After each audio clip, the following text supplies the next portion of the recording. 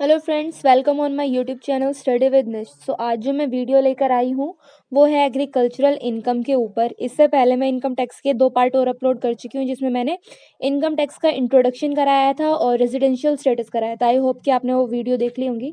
अगर आपने उन वीडियो को अभी तक चेक नहीं किया है तो जो उनका लिंक है वो मैं डिस्क्रिप्शन बॉक्स में डाल दूंगी, आप वहाँ पे जाके उन्हें चेक कर सकते हैं।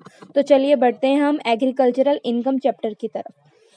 बेसिकली एग्रीकल्चरल इनकम के अंडर हम ये समझेंगे हम एग्रीकल्चरल इनकम होती क्या है और एग्रीकल्चरल इनकम के ऊपर हम टैक्स को पे करें या फिर ना करें।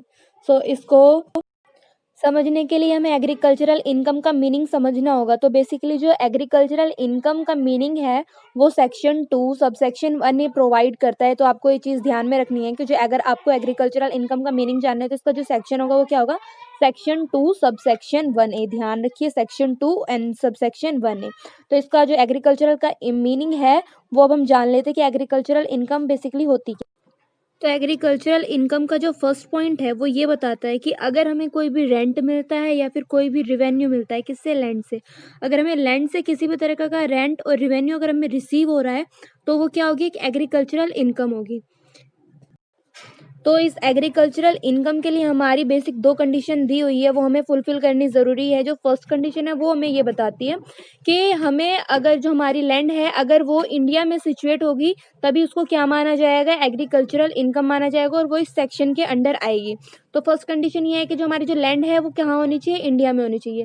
सेकंड जो पर्पज़ है या फिर जो सेकंड कंडीशन है वो ये बताती है कि जो हमारी एग्रीकल्चरल लैंड है वो किस चीज़ के लिए यूज़ होनी चाहिए, एग्रीकल्चरल पर्पस के लिए ही यूज़ होनी चाहिए, तभी वो क्या मानी जाएगी, एग्रीकल्चरल इनकम मानी जाएगी। सेकंड इनकम जो एग्रीकल्चरल इनकम के अंडर इंक्लूड होगी वो क्या होगी, इनकम फ्रॉम एग्रीकल्चरल ऑपरेशन। अगर आप किसी भी तरह का कोई भी एग्रीकल्चरल ऑपरेशन करते हो लैंड पे तो वो क्या मानी जाएगी, एग्रीकल्चरल इनकम मानी जाएगी। यहाँ पे एग्रीकल्चरल ऑपरेशंस का मतलब मैं आपको समझा देती हूँ। एग्रीकल्चरल ऑपरेशन का मतलब ये है कि आप क्या कर रहे हो, जो फील्ड है उसका कल्टीवेशन कर रहे हो, जो लैंड है उसकी टाइलिंग कर रहे हो, या फिर आप क्या कर रहे हो, वाटरिंग कर रहे हो यानी कि पानी दे रहे हो, सोइंग द सीड्स कर रहे हो, आप वहाँ पे बीज को बो रहे हो, प्लांटिंग कर रहे हो, या फिर इसी टाइप के आप कुछ सिमिलर ऑपरेशंस कर रहे हो। अगर आप अपनी लैंड के ऊपर, जो आपकी एग्रीकल्चरल लैंड है, अगर आप उसके ऊपर ये कल्टीवेशन, वाटरिंग करना या फिर सीड्स को देना, इस टाइप की अगर आप कोई काम कर रहे हो तो वो भी क्या होगी आपकी, अगर उससे कुछ इनकम होती है तो वो एग्रीकल्चरल इनकम मानी जाएगी। तो 2 इनकम हो गई, अगर हमें कोई रेंट मिलता है और रिवेन्यू मिलता है, और सेकंड पॉइंट मैंने ये बताया कि अगर आपको कोई इनकम मिलती है एग्रीकल्चरल ऑपरेशन तो उसको भी हम क्या बोलेंगे, एग्रीकल्चरल इनकम बोलेंगे। थर्ड जो बताती है वो, लेकिन थर्ड रूल को समझने से पहले हमें समझना होगा कि जो सेकंड रूल है उसकी एक्सेप्शंस भी दी है। एक्सेप्शन है वो क्या बोलता है, अगर हमारे कुछ इस टाइप के हमारे प्लांट्स भी होते हैं ना जो अपने आप ही उग जाते हैं, जो अपने आप ही ग्रो करने लगते हैं, जिनके ऊपर किसी भी टाइप के ह्यूमन लेबर की जरूरत नहीं होती, मतलब वो खुद ही बड़े होने लगते हैं अपने आप ही, उसे उसके ऊपर किसी भी टाइप की ह्यूमन लेबर की या फिर हमें उसके ऊपर कोई भी स्किल का अपना यूज नहीं करना पड़ता। अगर ऐसा टाइप का अगर कोई भी प्लांट अगर वो कर रहा है, ग्रो कर रहा है और उससे अगर कोई भी इनकम मिल रही है तो उसे हम एग्रीकल्चरल इनकम के अंडर क्या है, इंक्लूड नहीं करेंगे। ध्यान दीजिए, अगर इस टाइप की अगर हमें कोई भी इनकम होती है जिसमें हमने अपना ह्यूमन लेबर डाला ही नहीं है, स्किल डाली ही नहीं है, अगर उससे कोई इनकम प्रोवाइड होती है तो वो एग्रीकल्चरल इनकम के अंडर नहीं कवर अप होगी।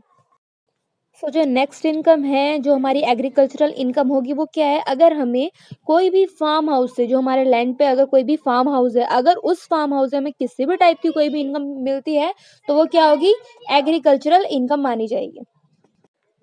आई होप कि अब आपको समझ में आ गया होगा कि एग्रीकल्चरल इनकम होती क्या है बेसिकली। ठीक है, तो इससे इसके कुछ इंपॉर्टेंट रूल्स और है वो मैं आपको बता देती हूँ, इन पॉइंट्स को ध्यान में रखिएगा। जो फर्स्ट पॉइंट है वो क्या है, agricultural income outside India is, अगर आपकी कोई भी एग्रीकल्चरल इनकम अगर आप बाहर से लेके आते हो तो वो आपकी टैक्सेबल होगी। आप ये नहीं बोल सकते भाई अब इस पर टैक्स नहीं लगेगा, तो ये मेन पॉइंट है। सेकंड पॉइंट है, अगर आपकी कोई भी एग्रीकल्चरल इनकम अगर इंडिया में होती है तो वो आपको एग्जेम्प्ट है, आपको उसके ऊपर टैक्स पे करने की कोई भी जरूरत नहीं है। लेकिन अगर आप आउटसाइड ऑफ इंडिया अगर कोई भी एग्रीकल्चरल इनकम कमाते हो तो आपको उसके ऊपर क्या करना पड़ेगा, टैक्स को पे करना पड़ेगा। नेक्स्ट पॉइंट है, एग्रीकल्चरल इनकम जो एग्जेम्प्ट होगी वो किस सेक्शन के अंडर एग्जेम्प्ट होगी, सेक्शन 10 सब सेक्शन 1। इस सेक्शन के अंडर क्या होगी, जो आपकी इनकम है वो नेक्स्ट है, अगर आपको कोई भी एग्रीकल्चरल लॉस है, अगर आपको पिछले कभी इसमें लॉस हुआ है तो आप क्या कर सकते हैं, अगर आपकी कोई भी एग्रीकल्चरल इनकम है तो आप उससे क्या करा सकते हो, सेट ऑफ करा सकते हो। सेट ऑफ मैं आपको आगे जाके बता दूंगी कि होता क्या है। मेनली क्या आपका जो लॉस है वो आपकी इनकम में से क्या हो जाएगा, डिडक्ट हो जाएगा। आई होप कि आपको वीडियो ज़रूर पसंद आई होगी। अगर आपको वीडियो पसंद आई हो तो वीडियो को लाइक कीजिए, और अगर आपको कोई डाउट है तो आप कमेंट कीजिए, और आप मेरे को इंस्टाग्राम पे डीएम भी कर सकते हैं। जो मेरा इंस्टाग्राम का लिंक है वो मैं अपना डिस्क्रिप्शन बॉक्स में डाला हुआ है, आप वहाँ पे जाके मेरे को डीएम कर सकते हैं, और कोई भी डाउट है तो वहाँ पे जाके आप मेरे को बता सकते हैं। साथ ही साथ अगर आप चैनल पे नए हैं तो चैनल को सब्सक्राइब ज़रूर कर दीजिएगा, ताकि आपको नई वीडियोज़ का जो नोटिफिकेशन है वो जल्द से जल्द मिल सके। और जो नेक्स्ट वीडियो आने वाली है वो इसका एग्रीकल्चरल जो इनकम है उसके जो कुछ पार्ट्स है वो अभी मैं कवर अप नहीं कर पाई हूँ इस वीडियो में, वो हम नेक्स्ट वीडियो में करेंगे, तो उस पार्ट को मैं जल्द ही अपलोड कर दूंगी। तो आप चैनल को सब्सक्राइब कर दीजिए ताकि आपको जल्द से जल्द उस जो वीडियोस की नोटिफिकेशन मिल जाए।